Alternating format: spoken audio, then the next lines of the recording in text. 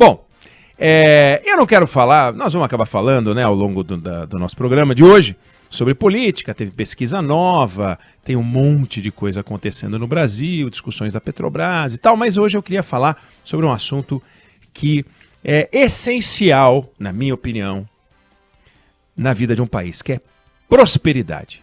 Prosperidade, riqueza, enriquecimento para todos, progresso, avanço da economia. E, começando, hoje saiu a edição mais atual da lista dos bilionários da Forbes. Ela sai há 37 anos, 39 anos. E os primeiros brasileiros da lista, lá atrás, setores tradicionais da economia, construção pesada, tinha um, Sebastião Camargo. Setor de cimento, Antônio Hermílio de Moraes, tinha um. E um de mídia, Roberto Marinho. A primeira lista tinha 3 brasileiros de idade mais avançada. Todos de idade bem mais avançada. E saiu a lista dos bilionários da Forbes. 2.600 e poucos bilionários no mundo e tal. Saiu a lista dos brasileiros. E entram 2 brasileiros novos na lista. Entram 3, mas eu quero falar dos 2. Um chamado Eduardo do Bugras e outro chamado Pedro Franceschi. O Eduardo do Bugras tem 26 anos e o Pedro tem 25. Cada um deles entrou na lista da Forbes agora com 1,5 bilhão de dólares. 1,5 bilhão de dólares. Bom, o Eduardo e o Pedro montaram sua primeira empresa quando eles tinham 16 anos de idade. Débora Alfano. Quando eles tinham 16 anos de idade. No Brasil, montaram a empresa no Brasil. Esta que os transformou em bilionários, chamada Brex, BREX, uma empresa de cartão de crédito corporativo, eles montaram nos Estados Unidos. Nos Estados Unidos. Então eles estão competindo no mercado americano. 2 brasileiros competindo no mercado competitivo dos Estados Unidos. Não estão aqui, estão lá. 16 anos eles começaram.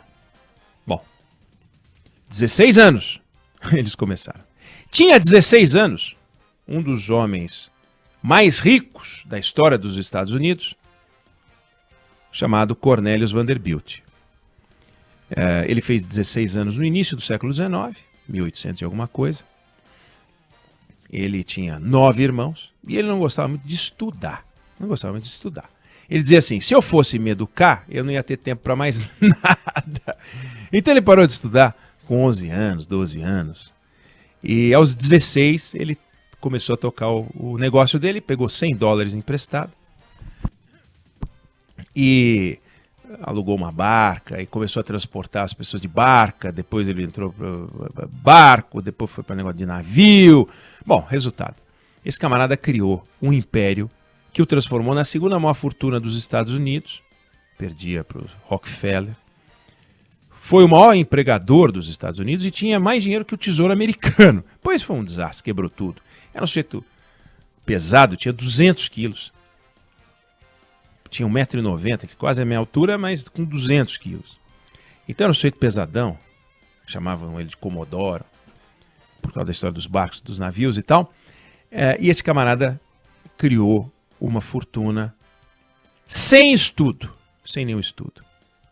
Esses garotos, eu chamo de garotos porque eles têm a idade dos meus filhos, Eduardo e Pedro, montaram uma empresa estando na universidade, nos Estados Unidos. Do tempo do Cornelius Vanderbilt para cá, para o tempo, né, do Eduardo, do Bugras e Pedro Franceschi, o mundo ele tem 7 vezes mais gente. E a renda per capita mundial aumentou 11 vezes. Então, o mundo criou muita riqueza do tempo do Vanderbilt bilionário para o tempo do Eduardo e do Pedro bilionários. E quando a gente vê a criação de riqueza, ou seja, quando a gente vê alguém ganhando dinheiro, é porque eles ofereceram na praça alguma coisa que parecia ser interessante. Parecia ser interessante o deslocamento por barco, por navio, e parece ser muito interessante o cartão de crédito que eles montaram, que compete com outros cartões de crédito com uma solução no mercado americano mais eficiente para cá. Esta empresa Brex, foi criada em 2017. Nós estamos em 2022. Então, a empresa tem 5 anos, eles montaram a empresa com 20 e 21 anos. E o primeiro negócio deles aos 16, como eu já falei. A pergunta que fica quando a gente vê uma história dessa, em que 2 garotos estão gerando riqueza, em que 2 garotos se tornaram ricos, bilionários, é o seguinte: por que eles conseguiram e como eles conseguiram? E por que eles fizeram isso nos Estados Unidos e não no Brasil? Por que o número de bilionários nos Estados Unidos é muito maior do que o número de bilionários no Brasil? Por que a quantidade de histórias de sucesso desse tipo, o primeiro trilionário, o primeiro bilionário, o primeiro milionário, o hilário, acontece nos Estados Unidos e não no Brasil? E por que as coisas estão acontecendo nos Estados Unidos, ou na China, ou em Israel, ou na Índia, e não no Brasil?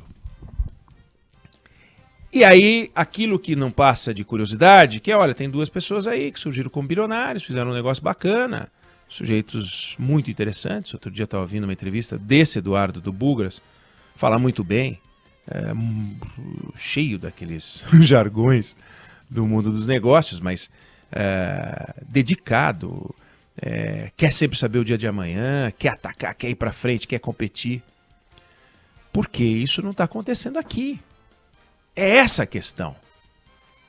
Por que o Vanderbilt é americano e por que o do Bugras e o Franceschi brasileiros tornaram-se fortunas americanas ou feitas nos Estados Unidos? Por que os grandes nomes ricos do Brasil, o número não cresce na velocidade dos outros países? Porque o Brasil, que tem tudo para ser uma potência, e meu pai falava isso e fala até hoje, eu falo isso, meu avô falava isso, meu bisavô falava isso, mas a gente está falando isso para conforto dos nossos filhos e netos, e não para confirmar o que o meu bisavô falava, meu avô falava, meu pai falava e fala até hoje, e eu passei a falar, porque é verdade. O Brasil é um país de grande potencial. Isso não é uma cascata, isso não é, eu estou nas montanhas do Afeganistão e falando, olha filho, oi neguinho, um dia isso aqui vai ser um Hong Kong, sabe? Não é isso. O Brasil tem potencial para ser, e cada vez mais a potência do agronegócio que é, e ser uma potência tecnológica, tem. Porque nenhum desses países tornou-se o que se tornou se fechando em copas para impedir a entrada dos talentos, ao contrário, para impedir a entrada do capital, ao contrário, para impedir a entrada de empresas de fora, ao contrário, para impedir a entrada dos produtos de tecnologia, ao contrário, todos se abriram. Abriram as universidades, abriram o ambiente de negócios, a ponto dos 2 brasileiros pegarem e foram para lá. E eles iam falar com os investidores estrangeiros que recebiam esses garotos quando eles tinham 18, 19 anos de idade. Recebiam com interesse. Se hoje um garoto com uma boa ideia tentar conversar com um banco de investimentos, se for conversar, é mais fácil hoje no Brasil, mas é muito difícil ainda, não é algo feito para isso. Por quê? Porque o Brasil não estimula a inovação. Porque o Brasil não investe no conhecimento. Porque o nosso sistema de ensino está caduco. O nosso sistema de ensino, com honrosas exceções, para o tamanho do Brasil, é desproporcionalmente pequeno. Tem ilhas de excelência, nós podemos fazer 100 reportagens sobre ilhas de excelência. Mas nos Estados Unidos eles podem fazer 1000 reportagens sobre ilhas de excelência. Nós podemos contar 100 casos de sucesso. Nos Estados Unidos eles podem contar 10.000 casos de sucesso que essas 1000 ilhas de excelência produziram. E esse é o problema. Tem histórias bacanas? Tem no Brasil. Mas por que tem mais lá? Por que a gente não copia? Por que o Eduardo e o Pedro não fizeram isso aqui? Por que eles fizeram isso lá? Eles preferem? Não, eu gosto de ganhar dinheiro em inglês. Não, eu gosto de pedir pizza em inglês. Quando eu vou comer um bife, eu prefiro pedir steak. Não! Lá, em outros países, tem algo que a gente não está oferecendo. Que é um círculo virtuoso que passa por inovação, conhecimento, que produz serviços e produtos, que produz novas empresas e que produz emprego, produz renda e riqueza. É isso que a gente não tem em fartura, com fartura. Tem, mas não com fartura. E é uma máquina feita para não produzir fartura. Você precisa de duas coisas básicas para produzir fartura. Você precisa ter acesso ao capital e um ambiente de negócios que não seja hostil. Se eu sou escravo do Estado, que consome o meu dinheiro todo, se um país desajustado só consegue resolver os problemas jogando os juros nas alturas, como é que vai ter crédito? Como é que alguém vai botar dinheiro no meu negócio se é melhor ficar no cassino? Não põe. Então eu vou procurar um investidor. Ele fala, olha, se o seu retorno for de cocaína, dá para conversar. Não tem cabimento um negócio desse. Agora, se você tem um retorno no mercado financeiro que é menor, a não ser, claro, mercado de capitais, onde a pessoa vai investir via mercado de capitais justamente nessas oportunidades. E por isso que o negócio dele está valendo 12 bi. Sem dar lucro, hein? Sem dar lucro. A Amazon ficou anos e anos e anos e anos sem dar lucro. E, no entanto, o crescimento do patrimônio do Bezos só explodindo. O Elon Musk vai se tornar o primeiro trilionário em dólar. Em real ele já é. Ele vai se tornar o primeiro trilionário em dólar em 2 anos. Trilionário em dólar. Gente, trilionário em dólar. A fortuna dele é fortuna de país. E, no entanto, aqui no Brasil, a gente patinando. Os nossos melhores homens e mulheres públicos se estapeando para discutir quem é mais idiota. Quem fecha mais o Estado. Discutindo se a Petrobras tem que fechar o capital, né? Se tem que tirar o general e botar o outro. É o tipo de coisa que a gente discute aqui. Não faz reforma tributária. Tudo é difícil. Tudo tem que pegar 32 autorizações. Nós já tivemos alguns ministros e estruturas dedicadas à desburocratização. Todos eles desistiram porque eles foram engolidos pela burocracia. Nós chamamos um camarada altamente qualificado, Salim Mata, para fazer privatização. Privatizou nada. E foi embora. E hoje está chateado. Não conseguiu vender um carrinho de sorvete. Ah, não, fizemos algumas conquistas, umas conquistas de 5ª categoria. Não porque ele é ruim. Ele fez um império dele no mundo privado. Mas não consegue reproduzir no Estado brasileiro, que não consegue ser eficiente. Aí o juro vai subindo. E as oportunidades de trabalho, negócios, vão ficando cada vez mais difíceis. Aí a violência campeando. Aí o mercado imobiliário vai ficando cada vez mais complicado, áreas degradadas. Então, em vez da gente estar produzindo riqueza, a gente está andando de lado, que nem um caranguejo. Siri, né? Andando de lado. Nós temos que andar para frente e para o alto. Para frente e para o alto. E a gente anda de lado. Mas entra governo, sai governo e a gente anda de lado.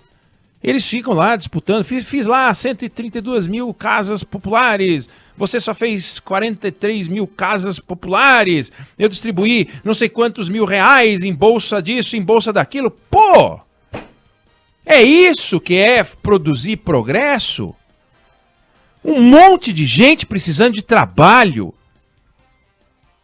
Atrás de gente que possa investir. E aí a gente vê o sucesso de brasileiros nos Estados Unidos. Nos Estados Unidos. Eles foram para lá. Não por predileção, mas porque é melhor para eles. Tá nas ilhas de excelência, em Stanford, nas boas escolas, nas boas faculdades. Aonde eles são recebidos de braços abertos. Não importa se eles são brasileiros, se eles são húngaros, se eles são argentinos, se eles são bolivianos. Ninguém quer saber. Aqui, não, cargo privativo de brasileiro. Do brasileiro. O professor não é do brasileiro. O contrato temporário, porque na universidade é do brasileiro. Tudo é brasileiro. Como é que nós vamos fazer tudo com brasileiro? Por que os Estados Unidos se abrem para o mundo inteiro, que tem 8 bilhões de pessoas, e a gente se fecha em 200 milhões de pessoas? Como é que a gente vai arrumar talento? Então é revoltante ver. É admirável.